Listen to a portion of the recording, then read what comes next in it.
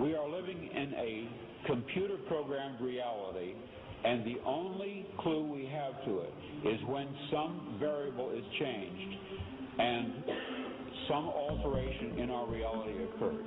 We would have the overwhelming impression that we were reliving the present, déjà vu, perhaps in precisely the same way, hearing the same words, saying the same words.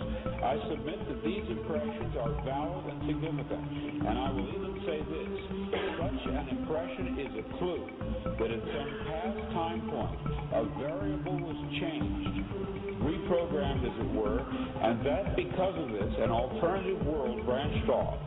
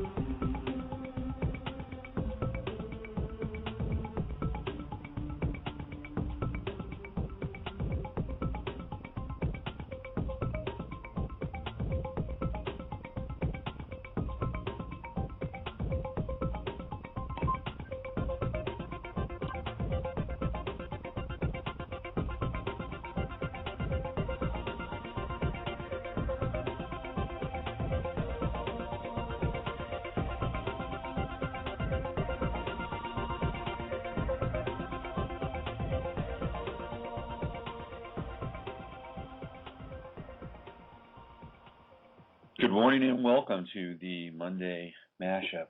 I'm your host, Robert Phoenix, and for the next 58 minutes, we're going to be mashing it up. Do a little news, a little internet radio activism. How does that sound? I mean, Barack Obama did come from a community of community organizers. Am I right? I'm right about this. So I think that as a president of the United States, that he would be thrilled that people would be organizing in their communities. So today we're going to do a little bit of a community organization, and I'm gonna take the ball and I'm going to run with it and lead the charge into the line of scrimmage, as it were. I hope everybody had a great Easter. It was, how would I describe the energy here? Well, the energy here was challenging on some levels. And part of it is why I'm talking about, or going to be talking about, quote unquote, the internet activism that I'm going to be participating in today. Over the course of the last couple of weeks, we had very cold and rainy weather. So we had a lot of cloud cover, a lot of rain, and it was. And after the clouds would break, we'd get these blue skies. You know, really, kind of peacocky blue skies, like real blue. And then we'd have more cloud cover and more rain, and so that cycle seems to have abated. And I don't know whether that was a natural cycle or that was a geo-engineered cycle, but we are now back in the geo-engineered cycle, meaning we've got chemtrails again, and yesterday they were just thick, incredibly thick. And in fact, at one point I was outside, I was at Pete's Coffee trying to write. I spent about almost 2 hours outside yesterday. Bad move on my part. Why? Because after those 2 hours outside, I was out of it. I mean, out of it. I went and I had Easter dinner, and I was exhausted. I mean, look, I've been working hard. I burned the candle at both ends. So obviously, I'm running on a deficit anyway. I should have stock in these little 7-hour energy companies, because quite frankly, I support them on a very consistent basis. That and coffee. So it's not that I'm always running with vim and vigor in my life. But if you're not, and you get hit with a heavy dose of chemtrails, which, by the way, have a lot of barbiturates in the chemtrails themselves. Believe it or not, yes, they do, amongst other things. So I was outside at Pete's Coffee, and it was a very pleasant scene. It was in Berkeley. There was a woman with a guitar. She was singing French songs. I mean, it felt like I was on the left bank, not the west bank, but the left bank. And I'm sitting there, and there's this old guy next to me, and he says, "Ooh, there's a rainbow around the sun."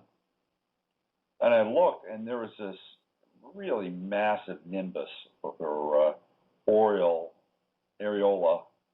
you know what I'm talking about, around the sun. Looked like a giant solar nipple in the sky. And it was pretty pronounced. And then of course, what do I see right next to it but, two thick and squiggly lines of chemtrails leading right into that thing. And I looked around, and sure enough, they're just doing it. They're just laying it down right and left. And within 2 hours, the sky is gray. And so I pick my kid up from his little Easter egg sojourn, and I drive to my mother's place, and I'm hanging out, and then I eat dinner. We didn't have turkey, so it wasn't a tryptophan meditation. We had a pork roast. I eat the pork, and bang, I go to the couch. I'm just out of it. I'm out of it, and I was out of it for most of the night. And not only was I out of it, but I was edgy, and I was watching myself, and I was looking at my life, and I was looking at my life in a way that was not really comfortable, and I started to have a lot of anxiety. And 9 times out of 10, I can handle this stuff, and I'm pretty good at it. I've learned how to deal with chaos, anxiety. Part of the reason why I can do what I do is because I went through very challenging periods early in my life, and I had to learn how to deal with chaos. I had to learn how to deal with pain. I had to learn how to deal with suffering. I had to learn how to deal with all these things, and which is why I can generally deal with it. But I hit these moments where I get on overload, or I'm overstimulated by something in the environment, and it becomes more challenging for me to do that.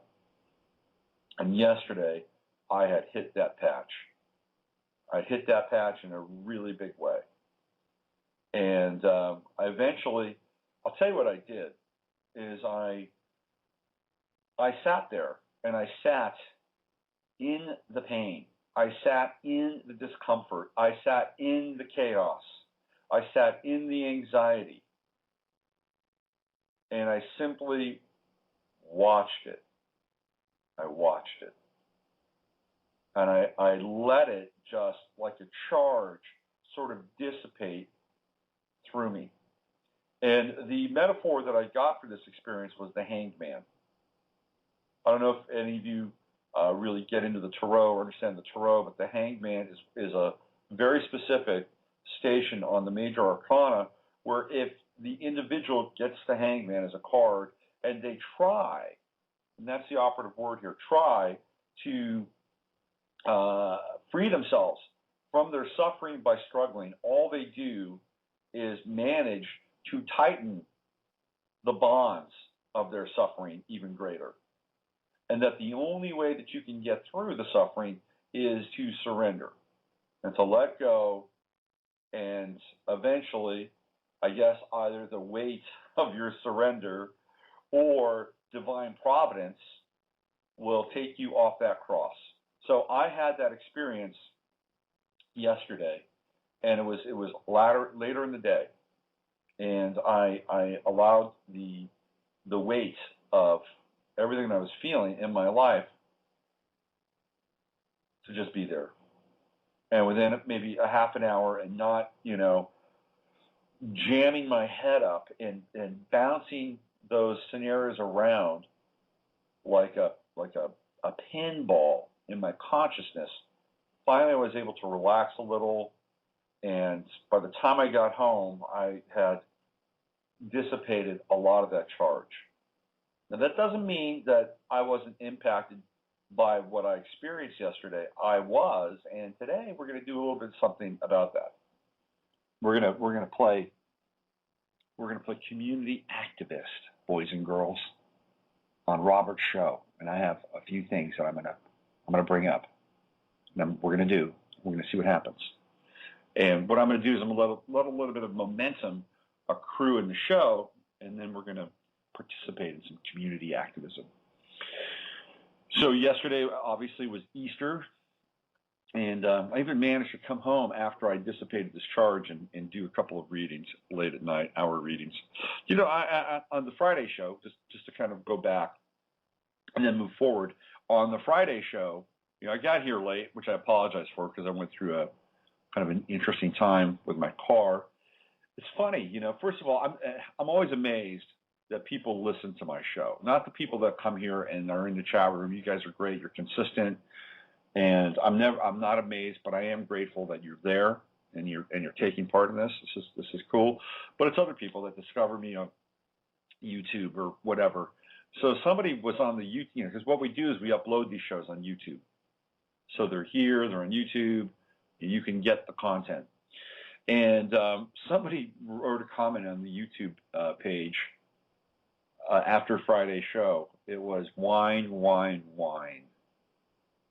You couldn't just transcend, really? I thought about that comment. It was like, how do I respond to this? Do I even respond to this?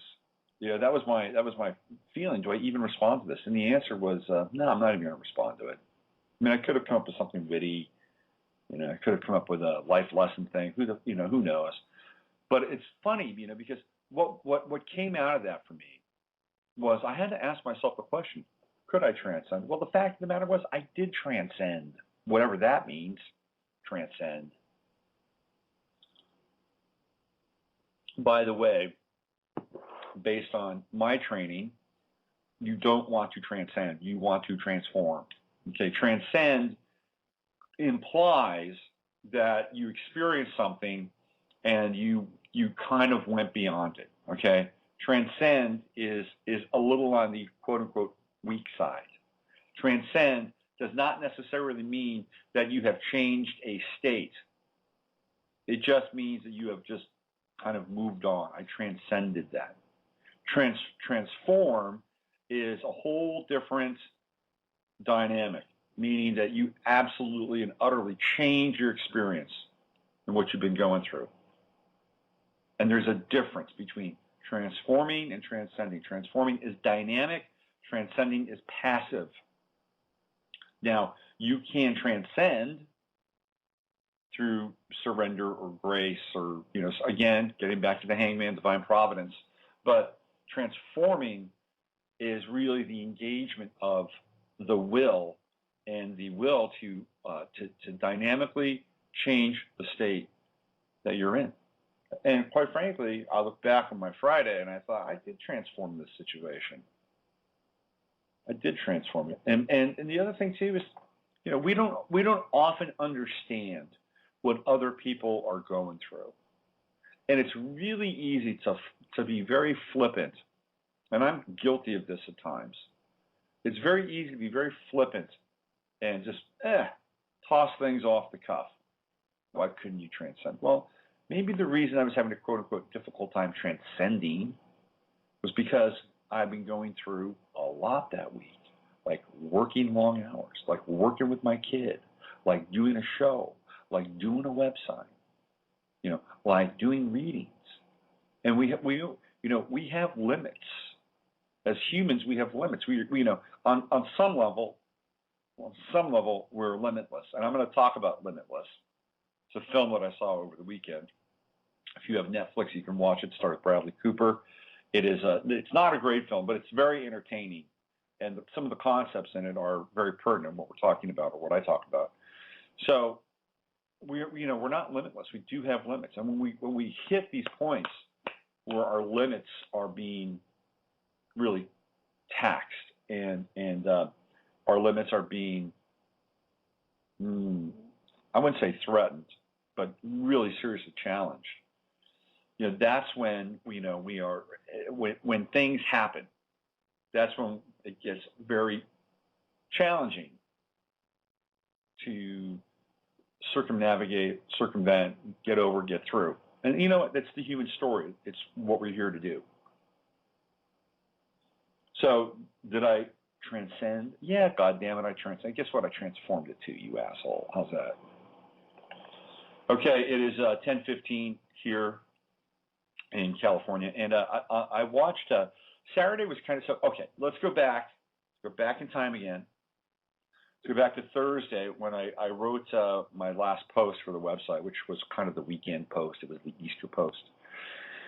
And so I did this post on Thursday, and I talked about this experience of being in New Mexico back in 1996 and driving my van and having a flat tire in the middle of nowhere. I got picked up by a family, father and son. It took me about 15 miles into this town. They woke up the guy they got the guy that owned this gas station. He actually had a tire that was my size. I had a 1-ton van back then, so I didn't know. Well, I mean, really, if I was really smart, what I would have done is I at that time. I guess I was smart because I went out and I got the tire, so that was cool. I mean, but I didn't necessarily need to do that. I didn't need to do that. I didn't have a spare. So what I did is I wheeled the tire out. I was literally wheeling the tire down the road. I had a cart. Then I attached the tire to the cart, and it was not an easy attach. I'm pushing my little cart down the road, and that's when I got picked up. Anyway, I got a tire, and on the way back, I got a sermon, and it was a conversion sermon, and I wrote about that. I wrote about that on Thursday. What happens on Friday? Going down the freeway, tire goes out. So within 24 hours, I had this experience with the tire again, retire. So I go to, I'm there, and I'm like, wow, this is interesting. In fact, I think it was Daft Data that pointed out that I was kind of writing my own script. In some ways, she was right. So I thought about it. It's like, oh, that's interesting. I pick up my kid later that night. We hang out. We do our thing. Saturday, birthday. Did a birthday party, and it all, worked out really well with the birthday party. And I came home, and I'm thinking about, for some reason, I'm thinking about this guy. His name is Richard, and he's an older guy, and I tried to hook him up with my mother. He just popped into my brain. It's like, yeah, I wonder how that guy's doing. I wonder what he's up to. So then I went out, I did some shopping at the local grocery store, and instead of going home, I went the other direction, and I went to the Up and Under, and I watched a baseball game. And just as I walk in, bang, there's Richard. I haven't seen this guy for 6-7 months, and there he is. Like, hey, I was just thinking about it. And literally, I was just thinking about the guy. I mean, this happens. This is not uncommon. It's not like, you've seen the Virgin Mary, hovering over the Chevron refinery by my house. All this stuff happens, but it was happening kind of now in a very consistent pattern. It was like, think, happen, think, happen. So I came home, and I'm thinking about this whole concept of limits, of internal limits, of how do we define and redefine our internal limits. And this gets back to what happened yesterday with the chemtrail toxicity, feeling tired after the Easter dinner, and then seeing all these things lining up in my life that were just like, in my estimation, not just my life, but the world around me. It was just almost like too much to handle in that moment.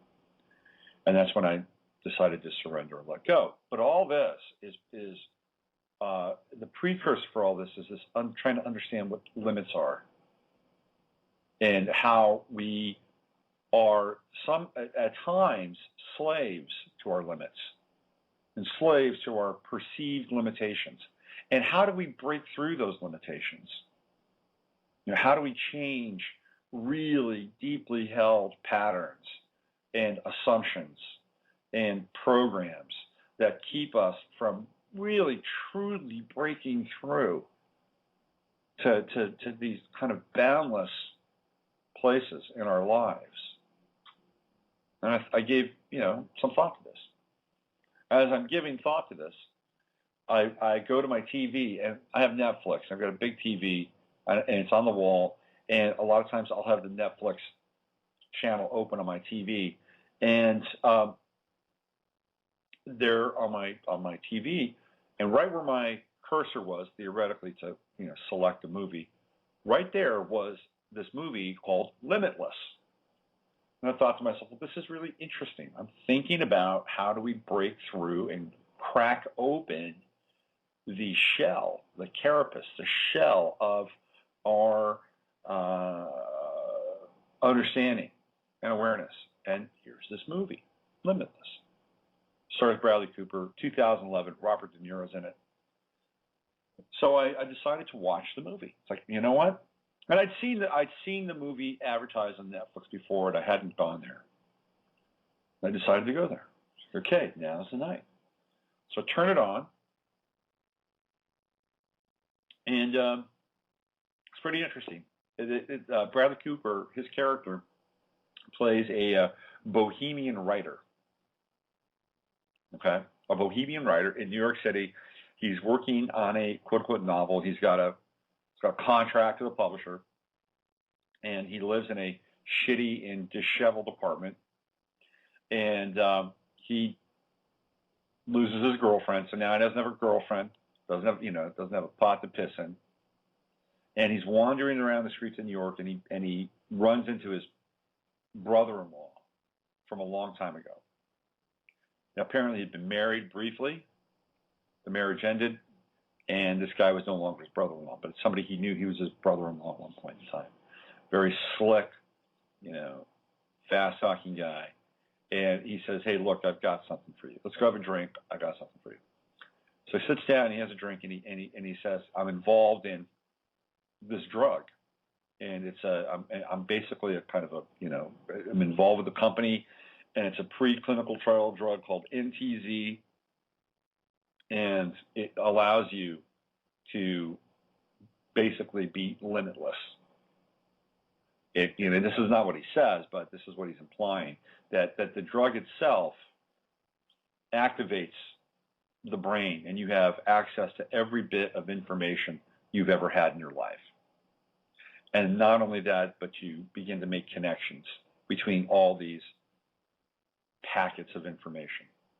And everything becomes incredibly lucid and clear. So he takes this thing, and it changes his life, obviously. He writes his novel. He just gets, he gets quote-unquote enlightened, right? But the problem is that the side effects of this are very heavy. And it becomes, so there's a lot going on with the movie. One of the okay, so first of all, if you take NTZ, right? NTZ, what it really kind of sounds like is Nazi. So there's kind of a play on the word here, NTZ, with Nazi. And really what the pill does is it activates the will. And so he has the will to do anything, pretty much, and he does. And he goes off on these wild escapades and adventures, and instead of writing a book and a novel, he becomes a brokerage trader, makes a shitload of money, and he gains the interest and attention of Robert De Niro. And really what's fascinating about the film is that it poses the question, what would happen if you had access to that kind of information and were able to do something with it? How would you change your life? Would you be an egotistical asshole like he becomes at points during the film? And when it wore off, would you revert to the sloppy mess of a person that you were before you had it? The other subplot to this movie is that there is a notion of secret society. It's definitely an undercurrent. How people rise to fame so quickly, how they rise to power so quickly. Like, for instance, President of the United States. How did he get there? Where did he come from? You know, so there's that theme running through the film as well. And he actually writes a book, and the book is called Illumination. And there is an undercurrent of ritual sacrifice in the movie, but you have to look for it. You have to kind of, you know, pick up the clues.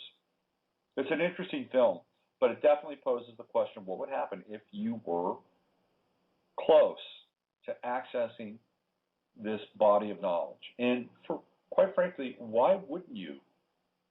Why wouldn't you be able to access that? Why wouldn't we be able to access that?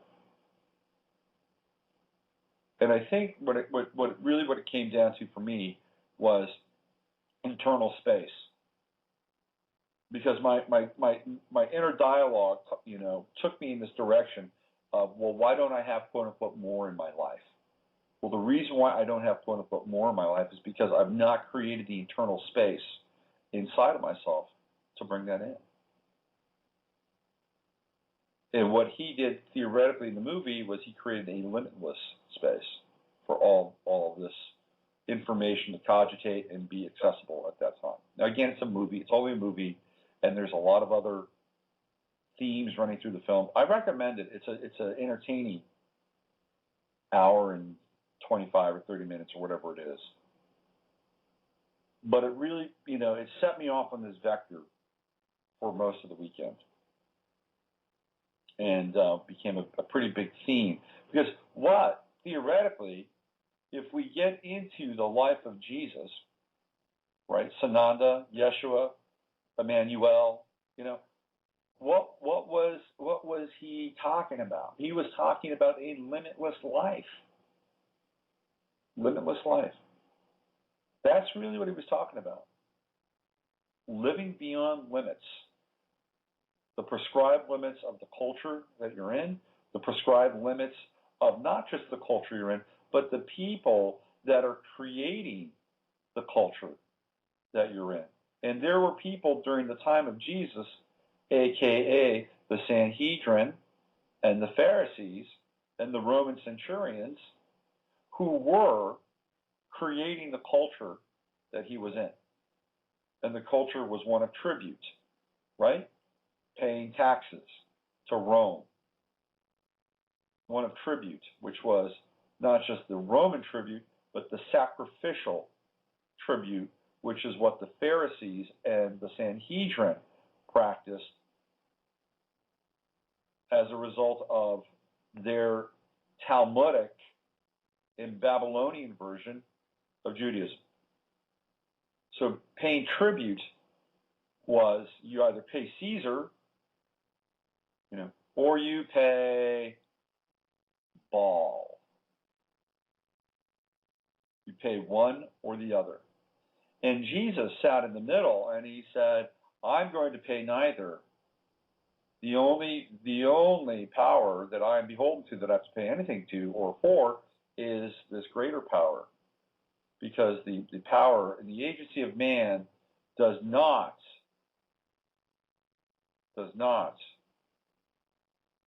interfere or override this other power. And this is what his life was about. Now, he did say, pay unto Caesar what is Caesar's due. Right now, or, you know, maybe that was just some form of propaganda that was stuck in the Bible so that, well, we'd all be obedient and pay our taxes. I don't know. But there clearly is that directive. But he was living a life that was limitless. Limitless. Now, he reached the theoretical end of his limitation or limitlessness by the quote-unquote crucifixion. And then he had to give it up. And that was his surrender. That was his hangman moment. You know, while people were defecating and urinating and poking his eye and spitting on him, you know, there was that moment of surrender and pure love and compassion that we are led to believe that brought a new layer and level of consciousness into the earth plane. And call me old-fashioned, I believe it. Okay?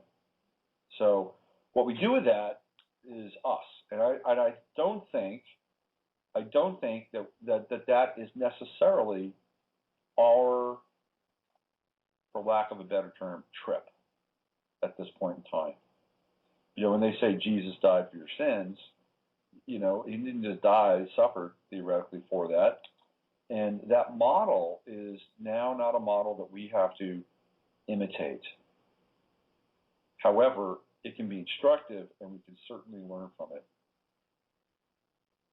So anyway, that was my weekend, and I'm still rolling with it. I'm still rolling with that vector, because part of what I was experiencing was this connection between thought and reality, and that if we think things, if we have the right thought, or not even the right thought, because writing about having a flat and then having the flat is not the right thought.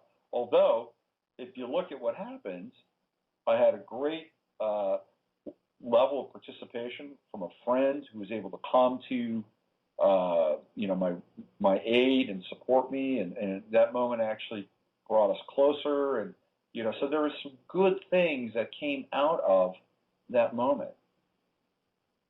So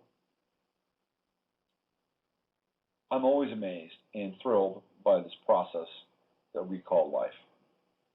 Absolutely and utterly thrilled by it. So one of the things I wanted to do today is, since I do have a little bit of a burr in my ass about chemtrails, I decided that I would maybe avail myself of this wonderful technology that we have at our disposal. Meaning right here, right now, with Blog Talk Radio, because I can actually dial out and talk to people, which I've done before in the past. So I thought to myself, well, wouldn't it be great if I could call somebody at the FAA and ask them about chemtrails and do a little community activism? Well, first of all, if you ever wanted to report something unusual in the sky to the FAA, let me just pass out that number. It's 866-835-5322. 866-835-5322. So whether it's a UFO or a Chinese, air fighter, or whether it's an unusual amount of chemtrails, you can call that number and let them know. 855-5322.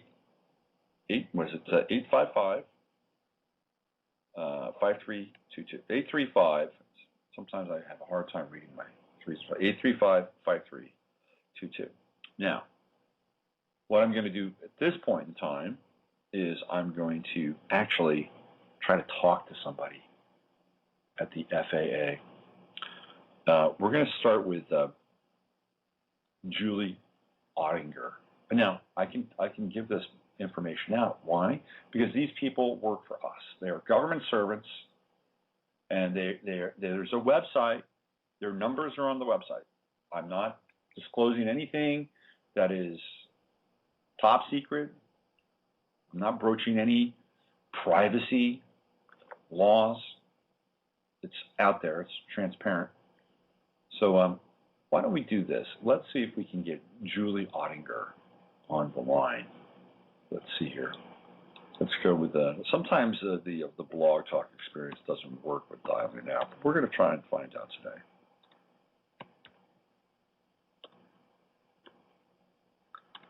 Here we go. The next voice you will hear will either be a recording or it will be a Julie Ottinger. Let's see. Here we go.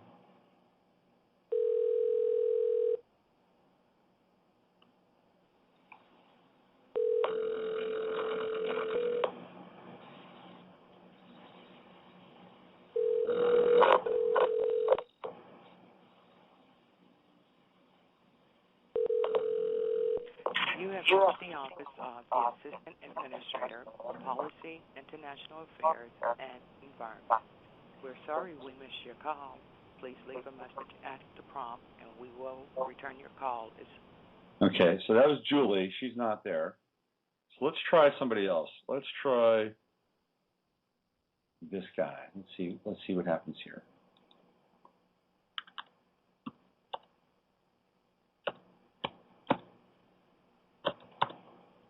This is Charles Leader, by the way. This is Charles Leader. He's the Next Gen Global Outreach Office. Let's hold on. Here we go. Let's try this again. Here we go. Charles Leader.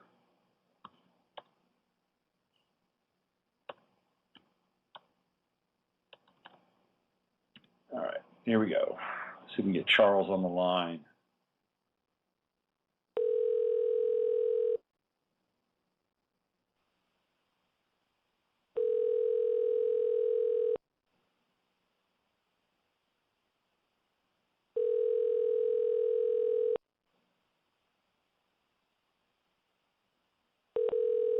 Extension number 34436 didn't answer.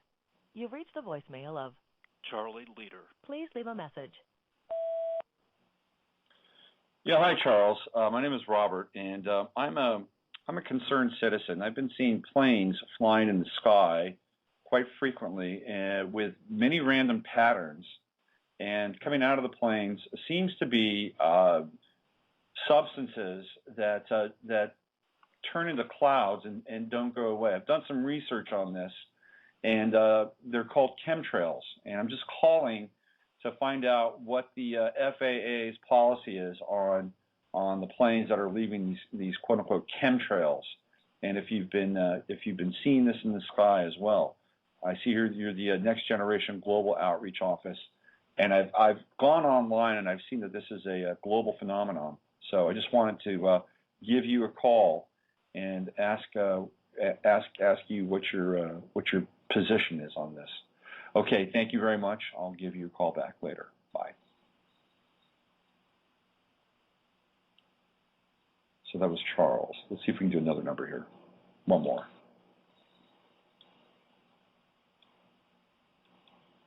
Let's go here.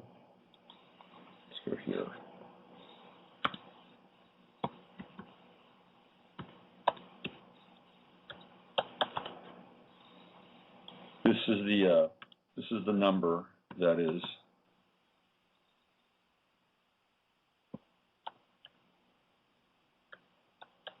here we go.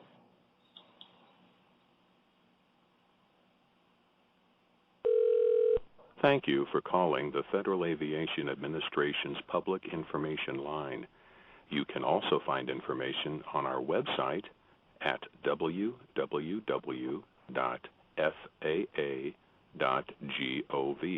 Please listen carefully. Our menu has changed. To report airport security issues such as passenger and baggage screening, and to obtain information regarding carry-on items and acceptable forms of ID, press 1 to reach the Department of Homeland Security's Transportation Security Administration. To report aircraft noise, low-flying aircraft, problems with tower lights, or transportation of hazardous materials by air, press 2. To report non-safety-related airline customer service issues or complaints, press 3 to reach the Department of Transportation's Aviation Consumer Protection Division. To report aviation safety-related issues, press 4 to reach the FAA's Aviation Safety Hotline. If you are a pilot and you need to obtain information regarding airman certification, medical certification, foreign validation, or would like to register an aircraft, press 5. To obtain FAA safety publications, advisory circulars, NOTAMs, or regulations, press 6. For employment and benefit information, press 7. To contact an FAA office or to locate an FAA employee, press 8. If you are an FAA employee and would like to contact the FAA's Administrators Hotline, press 9.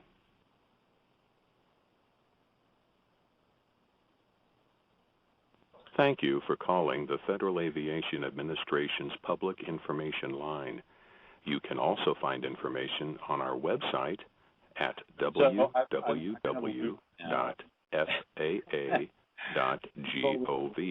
Please listen carefully. Our menu has changed. To report airport security issues such as passenger and baggage screening, and to obtain information regarding carry-on items and acceptable forms of ID, press 1 to reach the Department of Homeland Security's Transportation Security Administration. To report aircraft noise, low-flying aircraft, problems with tower lights, or transportation of hazardous materials by air, press 2. To report non-safety-related airline customer service issues or complaints, press 3 to reach the Department of Transportation's Aviation Consumer Protection Division. To report aviation safety-related issues, press 4 to reach the FAA Aviation Safety Hotline. If you are a pilot and you need to obtain information regarding airman certification, medical certification, foreign validation, or would like to register an aircraft, press 5. To obtain FAA safety publications, advisory circulars, NOTAMs, or regulations, press 6. For employment and benefit information, press 7. To contact an FAA office or to locate an FAA employee, press 8. If you are an FAA employee and would like to contact the FAA's Administrators Hotline, press 9. Thank you for calling the Federal Aviation Administration's Public Information Line. You can also find information on our website at www.faa.gov.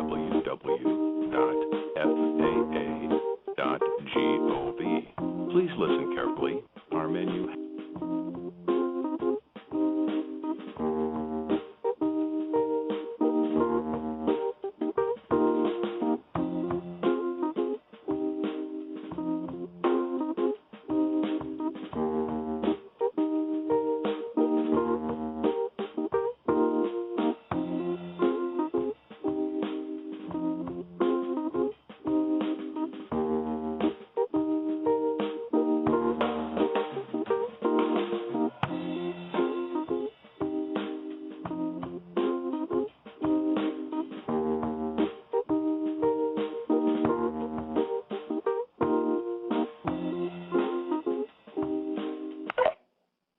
Okay, I'm back.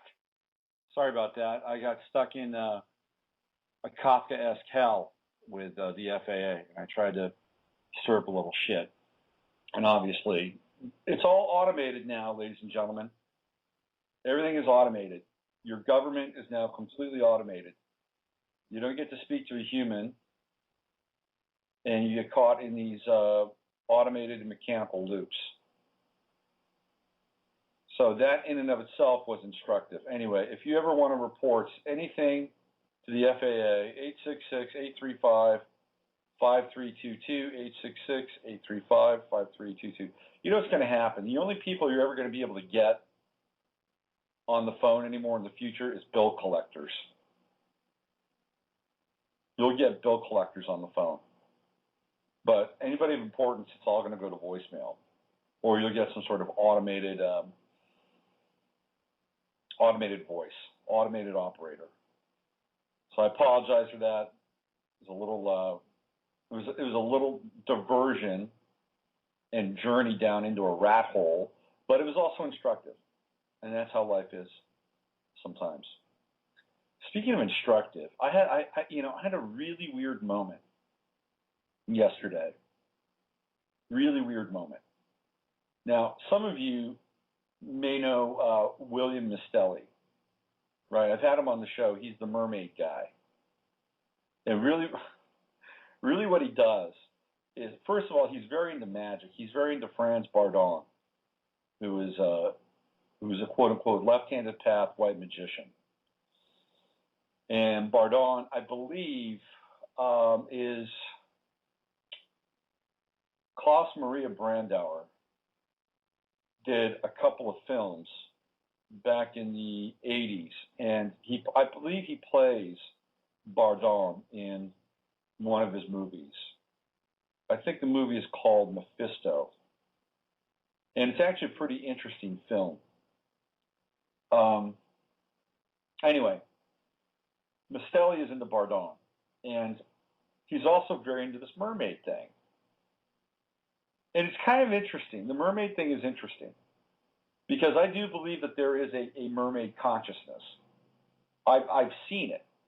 I've experienced it in my own way.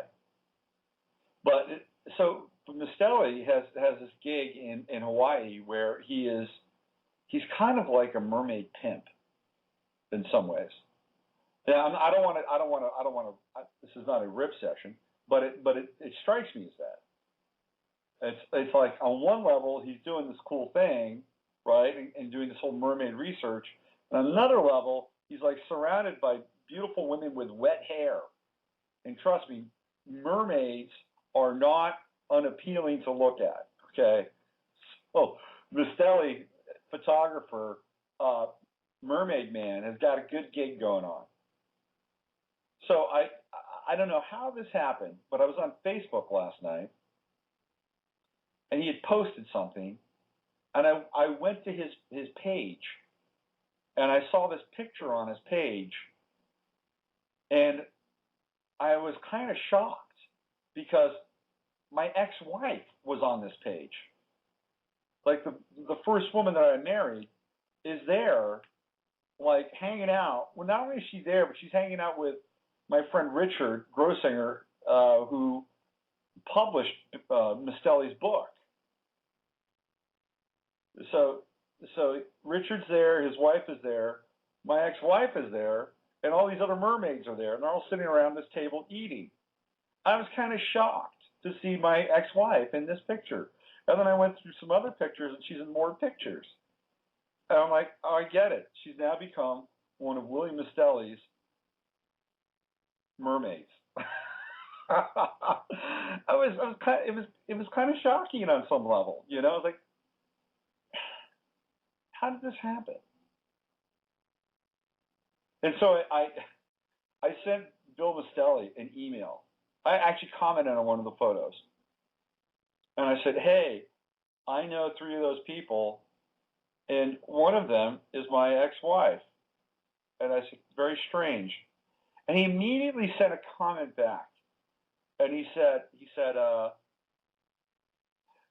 she spoke of you with great kindness. And I thought to myself, what the hell does that mean? She spoke of me with great kindness. It was a strange comment. She spoke of me with great kindness. Interesting stuff. Life is weird, man. Let me tell you. Life is very strange. But I could see how she would wind up there. Because astrologically, she's got a ton of water in her chart. She's got Mars in Pisces, Venus in Cancer, Saturn in Scorpio. So she's got a bunch of water in her chart. She's got Mercury in Cancer as well. Very watery.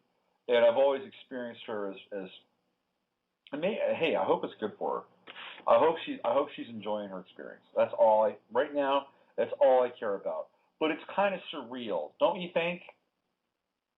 Wouldn't you find it surreal if you were cruising along Facebook and all of a sudden you found a picture of your ex-wife or your ex-husband with an author or somebody that you've had on your radio show, and they're just there? Not only are they there, but they're there like frequently, like you're realizing that they're a part of that guy's life.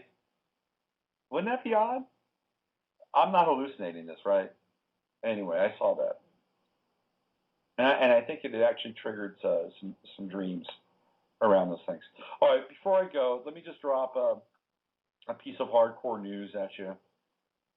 I got this yesterday from Sarson, who is Let's see, where is he? Where is Sarson? He is over here.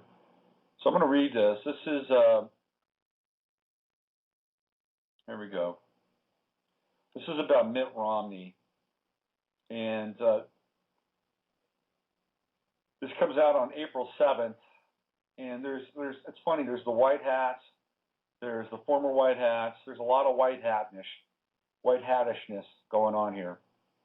And apparently Mitt Romney has got some very shady financial dealings going on with a guy by the name of Michael Herzog and Jeb Bush.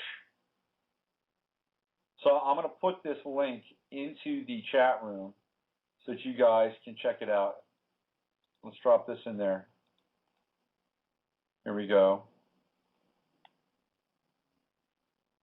So that's putting the link in there. You want to read this because I think it's important.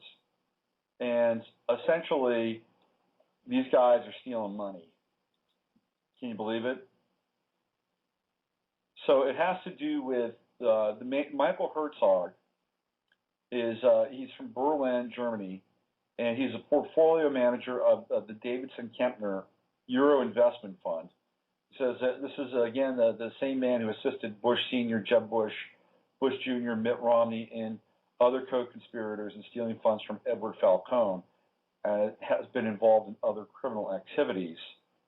So just if you have some time, go down the rabbit hole here because it seems like it's pretty significant.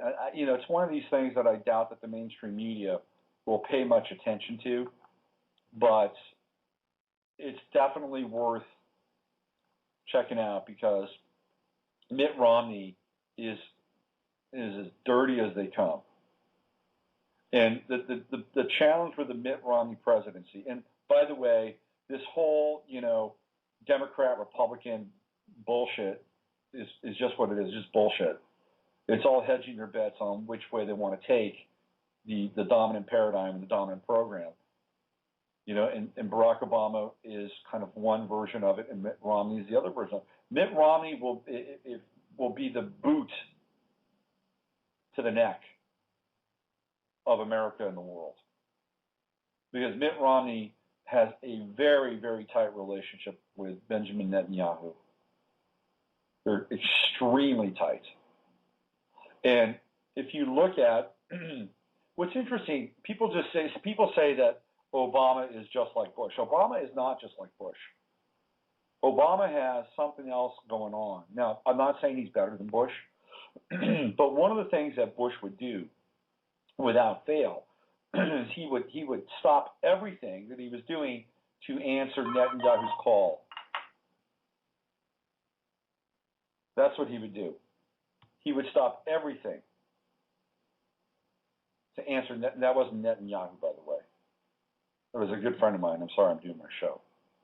But he would stop everything to answer Netanyahu's call. Obama is not like that. And apparently his relationship with Netanyahu is not the best. Like they don't like each other. Whereas Bush was obsequious and would do anything that Netanyahu said. Obama is not like that. Now, Obama may forward an agenda, but he won't do it because somebody is demanding of him. He's a Leo, okay? He has pride. And he gets into alpha matches, I'm sure, with Netanyahu, no matter, what his program is. Mitt Romney, on the other hand, is a cousin of George Bush. He's related to the Bushes. So he himself will be much more amenable to doing anything that Israel says. And he's already come out and said that he will rehire Michael Chertoff to head up the Department of Homeland Security. Well, whether it's John Pistole or Michael Chertoff, it doesn't really matter in some ways. But, Chertoff has the connections that make DHS even scarier, even though he's on the other side of DHS selling all these scanners to TSA. So it's noteworthy and important to figure out if Mitt Romney should be elected, who's around him, what the players are, what the agenda is. And I just put a link in the chat room, and you can go there and you can look at this White Hats report. And apparently, not only does Romney have ties to this Michael Herzog guy, but whatever it is that they did is going to have a major impact on the European economy again. So these guys they're just bulldozing through real and fake assets and just gobbling them up. So you can check that out in the chat room. Okay, so I think today's show was pretty good. We hit some turbulence. To use an FAA term, we hit some turbulence in the middle of the show when I tried to do my social activism. I should have worked it out beforehand, before the show, but sorry, I got up late today. And, I'm pushing the envelope. Pushing the envelope here. All right, so housekeeping. I'll be back on Friday. Friday is going to be all astrology. It's Friday the 13th. Let's get into it. Let's channel some positive Friday the 13th energy. Let's invert the magic on Friday. And then starting next week, we're back to Monday, Wednesday, and Friday. Thank God. My life did not feel right just doing this 2 days a week. It's hard to get into a rhythm of it 2 days a week. So Monday, Wednesday, Friday. Wednesday, I'm back with Navigating the Astrological Matrix. Friday, we're back with the Friday Forecast, Far Fridays, and Monday, it's the Mashup. So I want to thank you for hanging in there. I want to thank you for being a part of the show and listening and putting up with the turbulence in the center of the show, in the middle of the show. And with that, I bid you adieu. And you know the drill. Use your head to discern what's real, your heart to stay open to what's possible.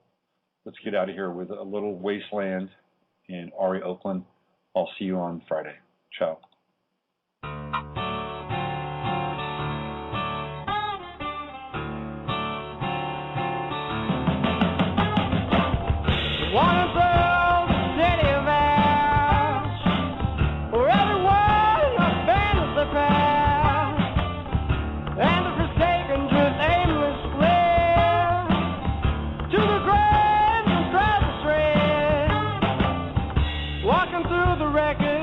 As the smoke-filled horizon begins to fade, along gutters littered with the residue of the lives washed away, I hear the subterranean moans of living dead whose ghosts walk on barren streets. Like the wealthy Jews, they bend their head and hang towards the feet.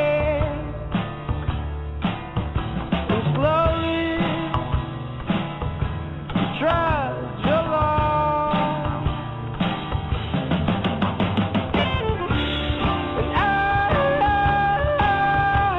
wander through the wasteland, and I've seen all those precious lives torn down, and I was torn down with my pride.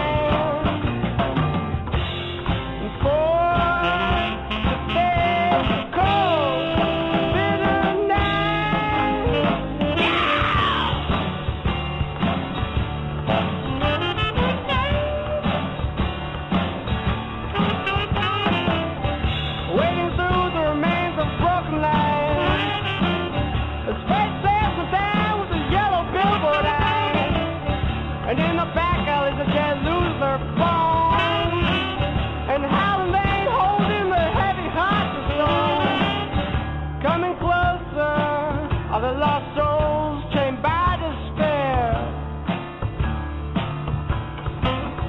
with some swing chariot at their back, they're driven to their labor's care. And as I'm sifting through the ruins of my past and the pain that can't be forgotten, the despair, the busy at work planting other corpses, desolation's garden, and I'm descending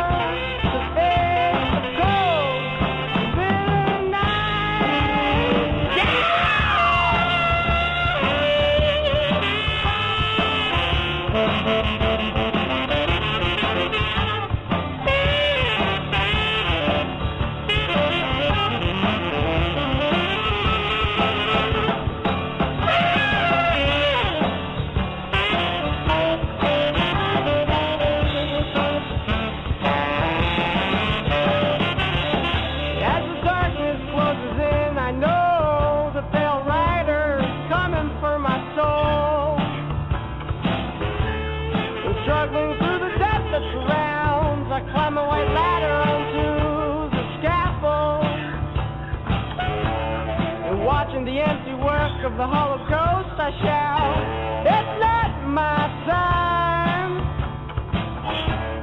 With glimmers